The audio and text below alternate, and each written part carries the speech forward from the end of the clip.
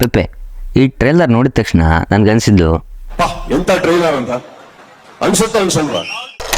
Serious ಆಗಿ ಹೇಳ್ತಾ ಇದ್ದೀನಿ. ಫಸ್ಟ್ ಟೀಸರಲ್ಲಿ ಪೆಪ್ಪೆ ವರ್ಲ್ಡ್ ಅಂಡ್ ಕ್ಯಾರೆಕ್ಟರ್ಸ್ನ ಇಂಟ್ರೊಡ್ಯೂಸ್ ಮಾಡಿಸಿದ್ರು. ಆ್ಯಂಡ್ ಇವಾಗ ಬಂದಿರೋ ಟ್ರೇಲರಲ್ಲಿ ಕ್ಯಾರೆಕ್ಟರ್ಸ್ ಮಧ್ಯೆ ಇರೋ ಡ್ರಾಮಾ ಬಗ್ಗೆ ಹೇಳಿದ್ದಾರೆ. ಈ ಟ್ರೇಲರ್ ನೋಡಿದ ಮೇಲೆ ಫ್ಯೂ ಪಾಯಿಂಟ್ಸ್ ನಾನು ಮಾತಾಡಲೇಬೇಕು ಅಂದ್ಕೊಂಡಿದ್ದೀನಿ. ಓ ಮೈ ಗಾಡ್, ಏನು ವಿಷನ್ ಗುರೋದು! ಆ ಲುಕ್ಸು, ಆ ಎಸ್ಥೆಟಿಕ್ಸು ಈ ರೇಂಜಲ್ಲಿ ವೈಲ್ಡ್ ಆಗಿ ತೋರಿಸಿರ್ತಾರೆ ಅಂತ ನಾನಂತೂ ಅಂದ್ಕೊಂಡಿರಲಿಲ್ಲ. All hail Shilesh Nair vision.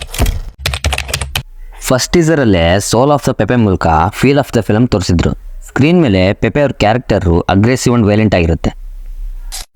Especially ಆ ವೈಟ್ ಶಾರ್ಟ್ಸ್ ಬಗ್ಗೆ ಮಾತಾಡಲೇಬೇಕು. ವಾ, ಏನಿದೆ ಗುರು! ನಾನಂತೂ ಎಸ್ಸಲ್ಲಿ ನೋಡಿದ್ರೆ ನನಗೆ ಗೊತ್ತಿಲ್ಲ. ಮೋಸ್ಟ್ಲಿ ಸಿನಿಮಾದಲ್ಲಿ ಜಾಸ್ತಿನೇ ವೈಟ್ ಶಾರ್ಟ್ ಯೂಸ್ ಮಾಡಿರೋ ಥರ ಇದ್ದಾರೆ. ನೋಡೋರಿಗೆ ಇಮ್ಮೆನ್ಸಿವ್ ಎಕ್ಸ್ಪೀರಿಯನ್ಸ್ ಅಂತೂ ಖಂಡಿತ ಕೊಡುತ್ತೆ. ಲೈಟಿಂಗ್ ಕೂಡ ತುಂಬ ಚೆನ್ನಾಗಿದೆ. ಎಷ್ಟು ಬೇಕೋ ಅಷ್ಟು ಮಾತ್ರ ಯೂಸ್ ಮಾಡ್ಕೊಂಡಿದ್ದಾರೆ. ಆ ವಿಜುವಲ್ಸ್ ಮಾತ್ರ ತುಂಬ ರಿಯಲಿಸ್ಟಿಕ್ ಆಗಿ ಮತ್ತು ರಾ ಆಗಿದೆ. ಪೆಪ್ಪೆ ಶೋಷಣೆಯಾದ ಜನಗಳ ಬಗ್ಗೆ ಧ್ವನಿ ಎತ್ತೋ ಕ್ಯಾರೆಕ್ಟರ್ ಅಂತ ಅಂದ್ಕೊಳ್ತೀನಿ. ಮೋಸ್ಟ್ಲಿ ಅದೇ ಸ್ಟೋರಿ ಲೈನ್ ಕೂಡ ಆಗಿರ್ಬೋದು. ವಿನಯ್ ರಾಜ್ಕುಮಾರ್ ಸ್ಕ್ರಿಪ್ಟ್ ಸೆಲೆಕ್ಷನ್ಗೆ ನಾನು ಯಾವಾಗಲೂ ಫ್ಯಾನ್ ಆಗಿಬಿಟ್ಟಿದ್ದೆ. ಅವರು ಇದೇ ಥರ ಬೇರೆ ಬೇರೆ ಥರ ಸ್ಕ್ರಿಪ್ಟ್ ಸೆಲೆಕ್ಟ್ ಮಾಡಿಕೊಂಡು ಕನ್ನಡ ಆಡಿಯನ್ಸ್ಗೆ ಇನ್ನೂ ಹತ್ರ ಆಗಲಿ ಅಂತ ಕೇಳ್ಕೊಳ್ತೀನಿ. ಆ್ಯಂಡ್ ಮೇನಾಗಿ ಮ್ಯೂಸಿಕ್ ಡೈರೆಕ್ಟರ್ ಪೂರ್ಣಚಂದ್ರ ತೇಜಸ್ವಿ ಅವ್ರ ವರ್ಕ್ಗೆ ಅಪ್ರಿಸಿಯೇಷನ್ ಸಿಗಬೇಕು.